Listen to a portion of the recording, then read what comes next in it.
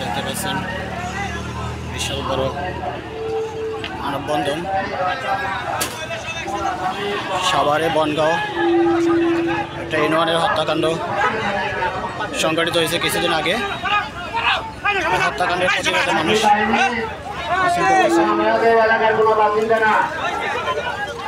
জাকির বাহিনী মূলত আমাদের এলাকার কোনো বাসিন্দা না, উনি মিরপুর হইতে আইসা আমাদের এইখানে বাস করে। উনি আসলে মাছ ব্যবসায়ী ছিলেন। উনি মাদক ব্যবসায়ী হইয়া প্রচুর টাকা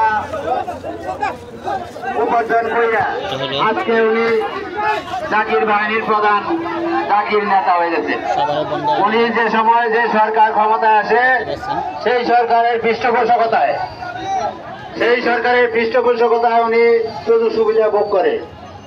আজ সেই জাকির বাহিনী গত 5 তারিখের পূর্বে আওয়ামী লীগের